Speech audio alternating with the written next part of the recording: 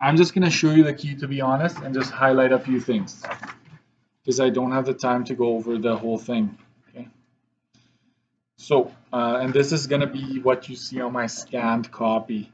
So it's an asymmetrical roof, so it's not, you can't split it in half. Okay, that's just a disclaimer.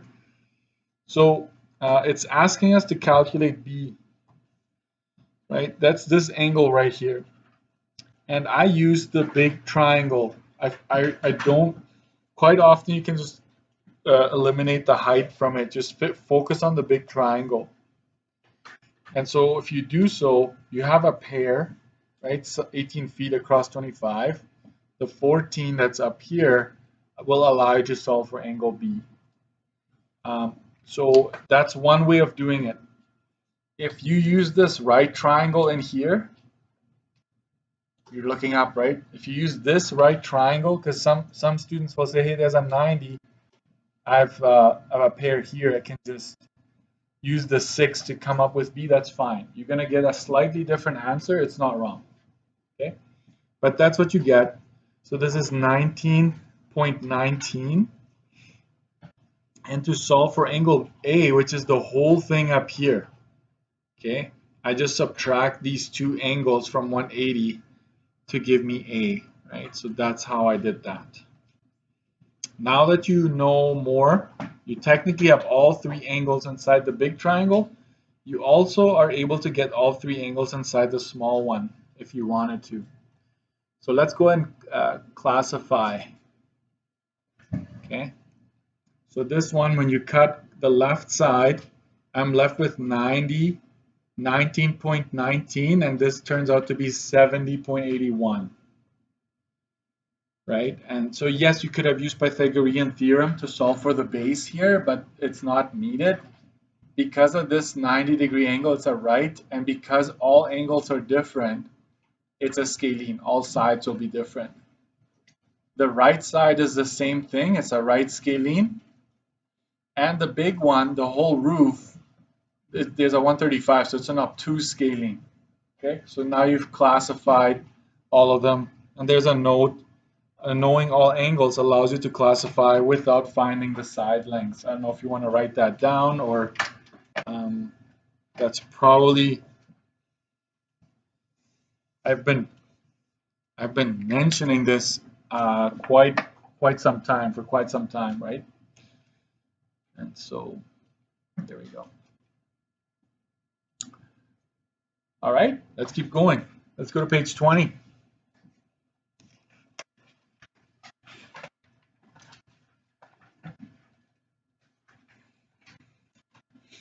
Page 20 asks you how long the bridge is based on what you see.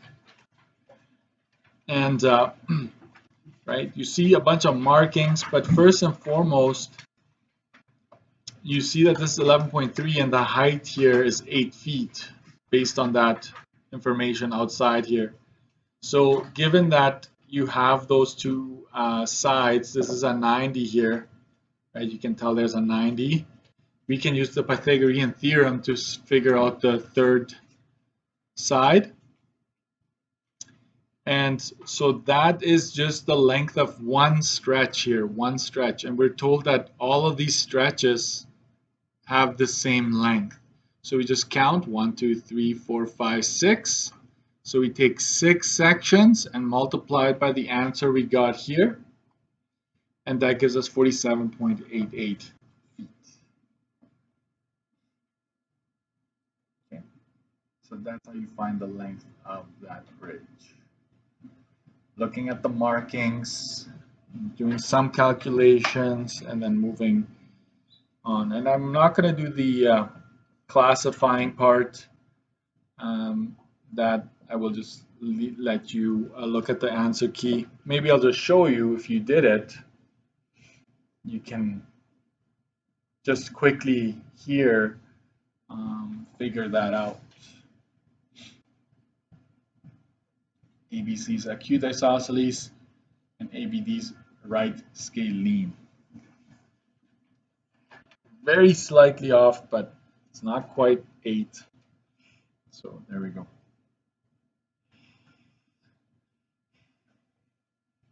That's it. All right. Okay. Let's go to page 25. Back to 25.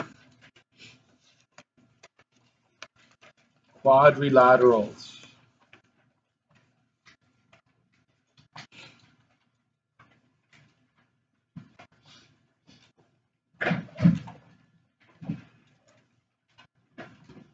Okay. Back, it's four-sided, and the sum of angles are always 360. How is that helpful? Well, sometimes you don't think of it, but if you wouldn't mind just copying this.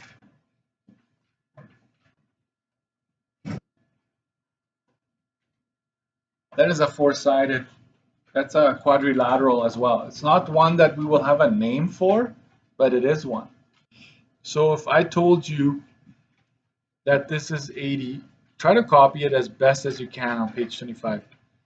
Let me zoom into that. If I told you that this is 80 and this is 70, that's already what, 150? And this is 85. What are we at? 150 plus 85, that's 235. So I need this to be 125 here, right? So if you were given three angles, the fourth one would have had to just be like you just go 360 minus this, minus this, minus that to get the fourth angle. Okay, can we do the math up here? I'm just going to show you that I go 360 minus 70 minus 80 minus 85. That would give me 125. I'm just going to double check because I feel like I was just making stuff up here. Sometimes that backfires. It is 125. Phew.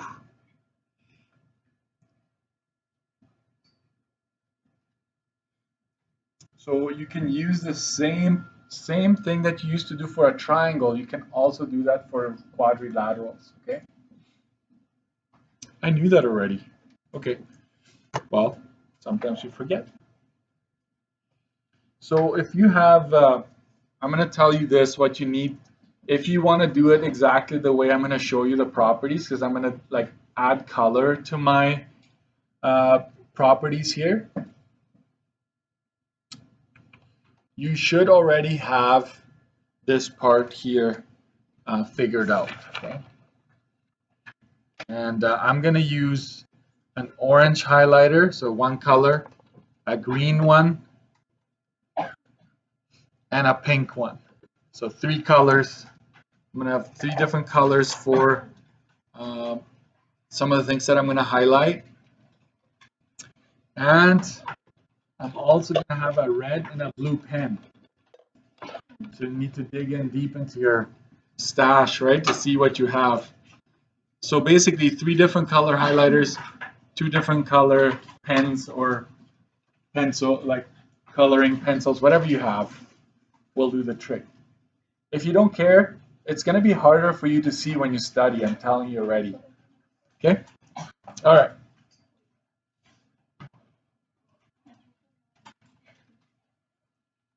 Okay, so one thing that I want to mention on this page is that I wasn't quite, like the parallel sides, all of these ones here, right, they all have two pairs of parallel sides. And let's just highlight the arrowheads that we introduced, okay?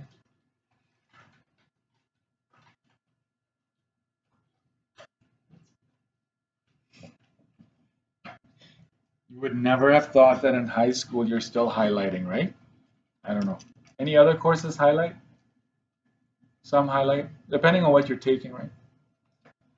English, maybe, French, whatever. And then the congruent equal sides, I didn't do that here. Maybe I'll just leave it at that. I'll just leave it just the way it is. It's good right now. Okay, so the two pairs of parallel sides, I'm just going to put that on this side because it gets too busy on the other side. Okay, but I have to say it. This one does not have even a single pair of parallel sides. This one on the outside only has one pair of parallel sides. Okay? So these ones are unique that way, that it has a pair here and a pair there, all of them, okay? And the congruent equal sides. Let's go over to 26, and this is where it gets interesting. I'm going to try to have all four showing at all times. So here we go. I want you to think of, I put them side by side, because a rectangle, what's the difference between a rectangle and a parallelogram? Is that a parallelogram is slightly slanted. A rectangle would have 90-degree all around. Same thing with a square and a rhombus, right? They all have, what's so special about these two is that all four sides are the same. So I'm just going to use a pencil for this one, but a rhombus has all four sides equal in length. So does a square.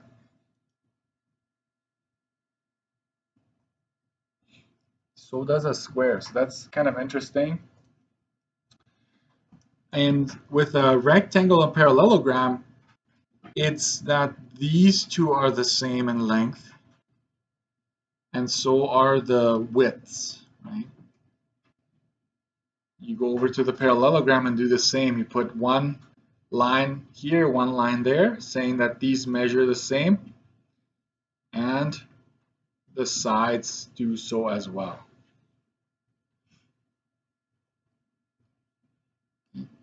And because these have two pairs of congruent sides, we already talked about that on the previous page. We're going to specifically talk about rhombus and square and mention that all four sides are congruent. I'm just going to use symbols here. Okay, you should know by now that that is what congruence mean. Congruent means equal. Okay, and we're going to add that to the square as well.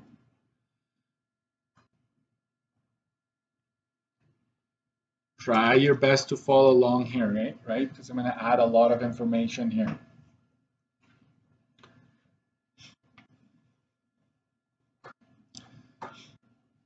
So what like if I asked you what's so different about a parallelogram and a rhombus, like how do you go from here to here? Well, you could say, well, all four sides are the same, that's one. And you would also say that I haven't given you more information. So for now, that's it. That's it for now. Okay. So let's go back to these two guys. Okay.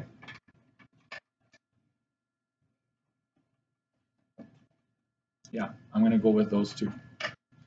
I'm going to use the red and the blue pen, and I'm going to grab a ruler. Why am I using a ruler? Because I want to draw or sketch in the diagonals. One like that, and one that goes opposite. So I'm going to use red for the long one. There's a long diagonal, and there's a short diagonal. A shorter diagonal that goes like this.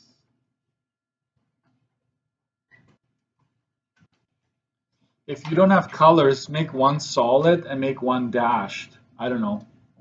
Find a way to make it look. Same with this one. The rhombus has a long diagonal, one that's longer than the other. Okay. And one that's short. This is the short one. And the more extreme the slant is, like the more you were to push the rhombus to the side and just make it slant even more, the red line would become even longer and the blue one would become even shorter. Okay. So here it is. A long and a short diagonal. And I'm going to go like this, red and blue, like that. I'm going to go to the rhombus and say the same thing. A long and a short. I'm trying to make this as compressed as possible. I used to give students one page of just all the properties, and it was a bit overwhelming.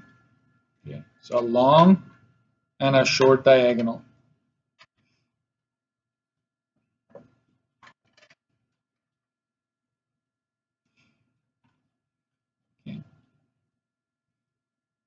Okay, we've got that. And I will say this. On the other side, I don't know, I'm going to use a green highlighter. For both of these, their diagonals, do you think they're going to be the same or different in length? If I went across this way, you think that's going to be different than this one? It's going to be the same. So that's how a rectangle is special.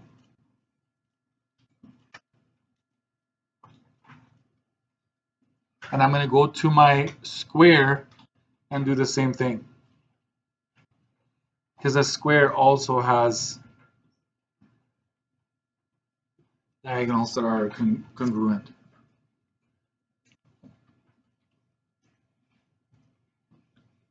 I'll say this. Diagonals are congruent. Same down here. Diagonals are congruent. And maybe I should already tell you what's coming down the road. You're going to have to be able to sketch any of these shapes and identify at least two things that are true about them. Right? Or I would say up to two things. Not at least, up to two things. So I'm going to highlight that diagonals are congruent for both of them because it should stand out.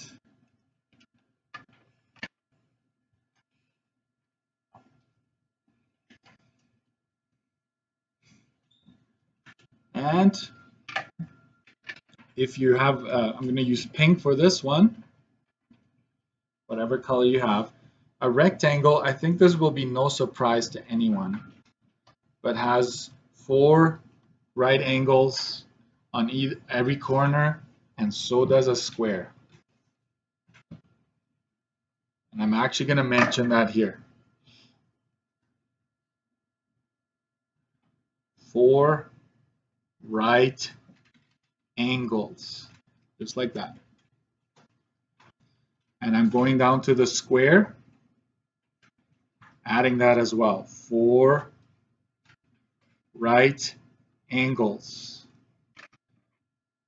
I'm going to zoom out a little bit more so that we can see. So the pink right angles, I'm going to highlight them like this. That is a property. So if I ask you to sketch a square and you put boxes on the corners, that is already one property. It's easy, right? And last but not least, this is the last property I'm introducing to you. And it has to do with these two here. When all sides are the same, it turns out that the diagonals themselves, I use a different color for that. They meet at a 90, only for these ones that have equal side lengths. Okay, and I should say that the 90 goes all around, right? No matter where you look, but I'm just going to focus in on this part here where the diagonals meet. So that's what I'm going to just zoom down a little bit and just add that. Diagonals are perpendicular. It's been a while since you heard that word, right? I'm sure you've heard it before, I hope at least. Anybody know what perpendicular? I already gave it away. Punchline is gone already. It just means they meet at a 90. Perpendicular, let's put the symbol next to it. Looks like an emoji, right? Perpendicular is like, yeah, just two lines that meet at a 90 like that. And then we'll just go in brackets, meet at 90 degrees. So perpendicular or this symbol or that is, they're all saying the same thing.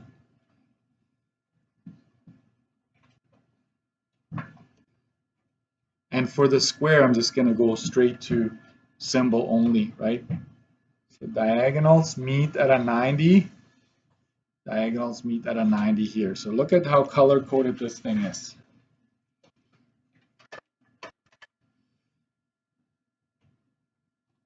We're good? Yeah, I know. You're scratching your head maybe a little bit, but some of these you already knew. I know that, right? And here's the coolest part of them all. This is going to get you out of a lot of trouble quite often. It's going to make it so quick to find angles. You ready? I'm using, just use whatever, a pencil, whatever you want. I'm using a blue pen just to make it stick out a bit more. Zooming out, zooming out. Because these lines are parallel, it turns out that this angle at the top corner and the bottom, like these two angles, always add up to 180 degrees. It has to do with lines being parallel. You go up to the parallelogram and do the same thing. Those two angles always add up to 180.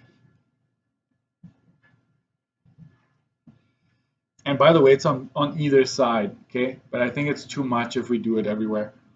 Rectangle, right? You can clearly tell that this is going to be 180. I don't have to tell you that really, but 90 and 90 is 180. Okay? Same with a square. Nobody's going to argue with me on that one. Okay?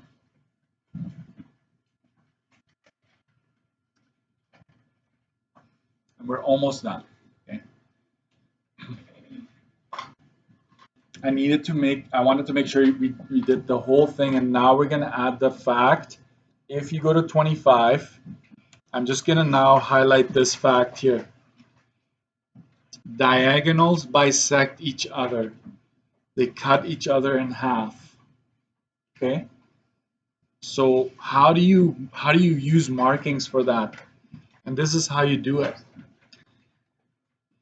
You're saying that these two sides are the same, so are these two. So we now have to say, okay, if you want this stretch right here to be equal to that stretch, we have to use 3 markings like that. Make a dot at the center. That's where they cut each other. Okay. So you're saying that this stretch right here is the same as that stretch. That's what bisecting means. And so is this blue line. It also gets cut in half. So we got to use 4 marks. 1, 2, 3, 4. 1, 2, 3, 4. Because there's a lot of stuff going on here. Okay. So by the way, guys, the red one is longer than the blue one. So they're not all going to be the same all around. It's just that this is the same stretch as, right, these two cut in half these two. Next, rectangle.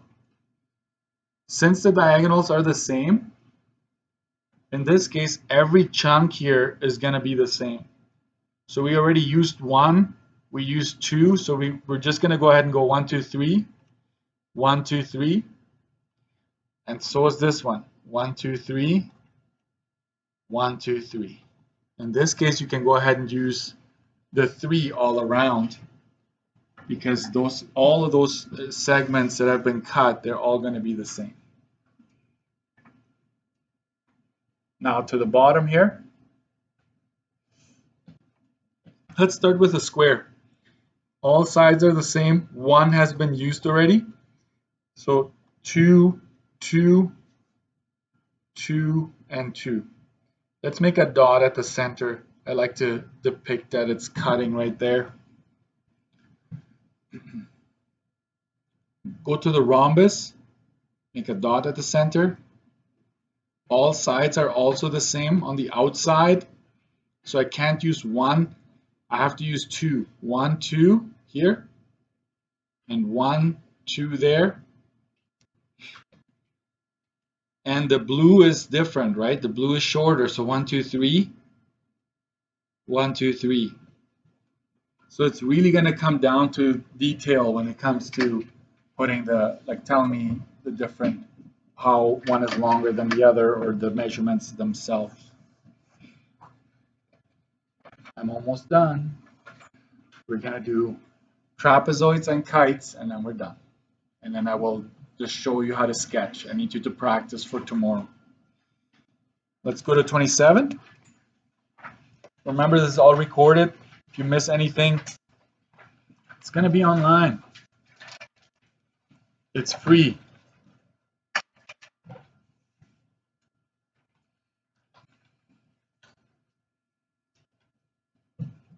Okay. What do I have here? Let me just make sure I get this right. Yeah.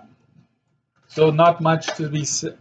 So when it comes to trapezoids, okay, let's put down trapezoids up here. When it comes to trapezoids, you only have two options that we have a name for. Right trapezoid, isosceles trapezoid. Okay.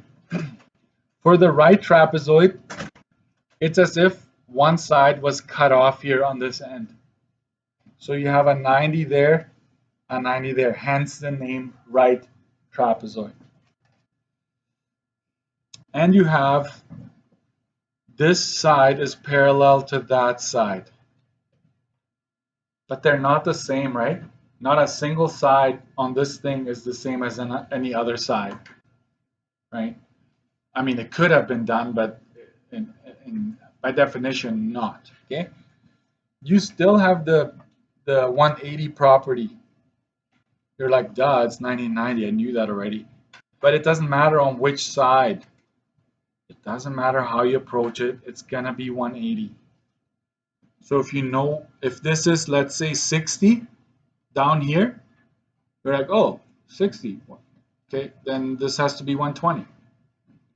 Like it's just like that automatically. So what am I going to say there? Two right triangles.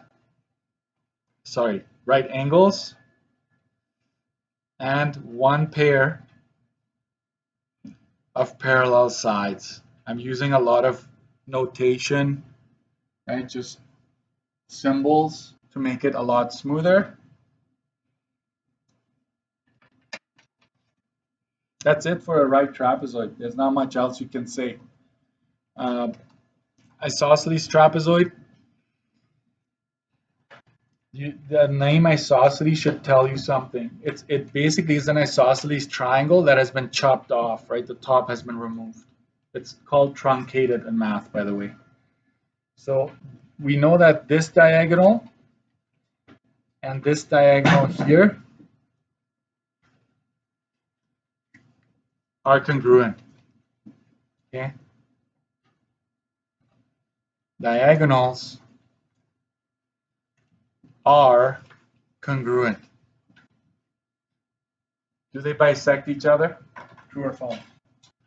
Do you think they cut each other in half? It's false. Yeah.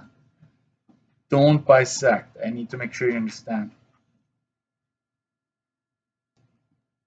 And diagonals are the same, but they don't bisect. And then two pairs of congruent, watch this, angles. How so, Mr. Dirksen? How so? Well, remember, this used to be an isosceles triangle. So the base angles here, they're going to be the same. And so are the top ones here. So I go two arcs at the top. And I highlight that statement about the angles being congruent in pink. And I will do green for the diagonals because I use whatever color you use for your diagonals, you highlight that. Okay. Oh, yeah. And it turns out that this is parallel to that. So sometimes I won't have it written down, but I need you to just know if it's marked, it's a property. Okay, guys? If the markings are there, it's like, oh yeah, I know that means parallel. That is a property. Last one, kite. Anybody ever, do we still fly kites these days when we're young? No? It's not a thing? Okay. I want to. In South America, like I didn't have many toys, so we'd make our own. We'd take a garbage bag and some bamboo reeds, and we just tie them up, make our own, and we would have like a spool of string, and we just let it all out until your kite was as big as your thumb. And then you would just like, cover it up. It's like, yeah, that's pretty good. And it was fun. You let just all day because the currents were so much stronger up there. What does that have to do with what we're doing here? Well, it's a kite. Talking about a kite. Here we go. What's so special about a kite? You might ask. I want you to think of a kite being two isosceles triangles stacked. Okay? Two isosceles triangles stacked.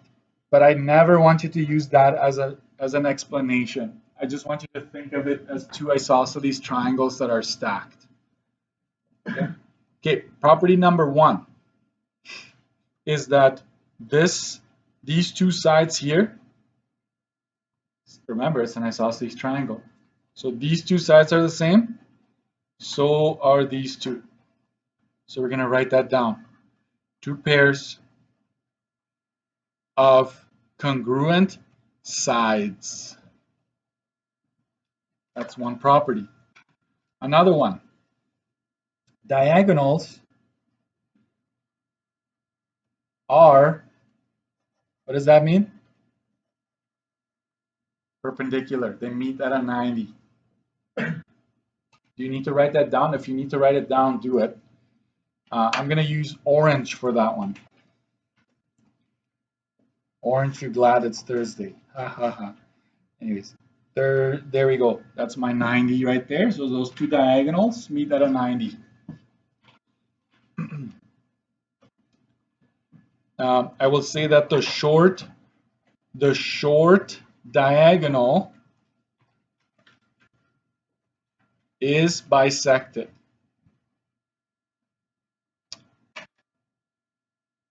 So I'm using pink just to indicate the short one. The short one goes across this way. Okay, and that one is cut in half. Yes, Mr. Dirksen, I'm going to tell you that. See, I'm going to do this, and I'm going to do that. Isn't that good enough? Because you're now telling me that these two are the same as those two. That's not what we're trying to talk about. So we need to use three markings on either end. Okay, so the short is bisected. And last but not least, one pair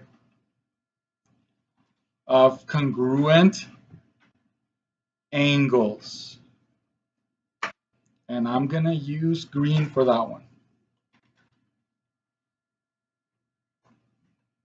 What's happening? One pair of congruent angles. And which one would it be? Would it be the top and the bottom or the sides? Give you $100? No, I'm just kidding. I'm not going to give you $100. All of a sudden, everybody knows the answer, right? There and there. Those two are the congruent angles, not the top and the bottom. Those are not. Question. All four angles in a kite add up to what? 360. Right? So remember that because it's a four-sided shape. It's always 360. This is my grand finale. I'm done after this. My voice is hurting me already. My throat is hurting. Here you go, guys.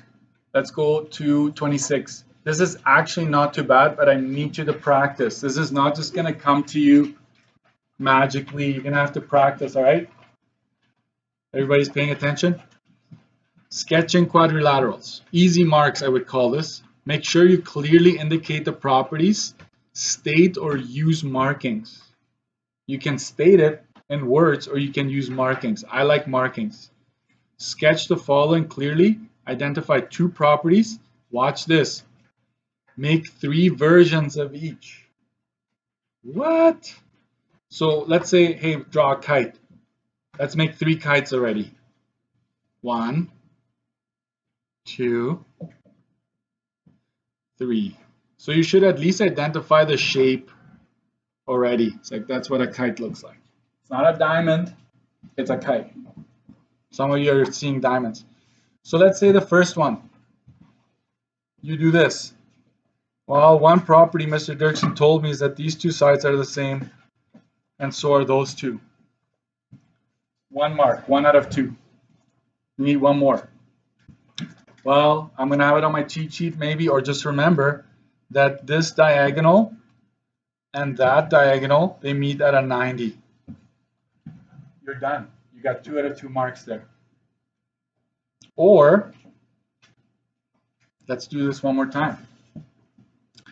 Let's say you don't remember any of these. You're like, no, I know that somehow I remember Mr. Dirksen saying about 2 triangles stacked, so I think these 2 are the same. And I'm going to talk about the fact that these 2 sides are the same and these 2 sides are the same. Mr. Dirksen, would I get 2 out of 2 on that one? Yes, you would. One more.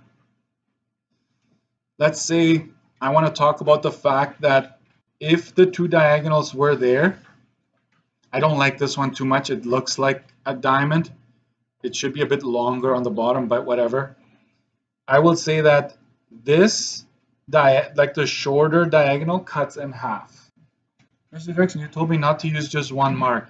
You can in this case, because that's the only one that appears. And the other one I'm going to say is that the diagonals meet at a 90. Those are 2 different things you've just told me, 2 different properties. All of these would get a 2 out of 2. Every single one of them. Are there more combos? Yes. You could make more, but I ask you to do at least 3. Why? Because that forces you to practice knowing all the different properties of the shapes. Okay? So page 28 and 29, it will take you minutes to sketch. Okay? That's all I'm asking you to do. And if you still need to do some triangle classification, if you're struggling with that, I need you to do that as well. Okay? So page 28 to 29, just sketch. Yes, we are sprinting, but we're almost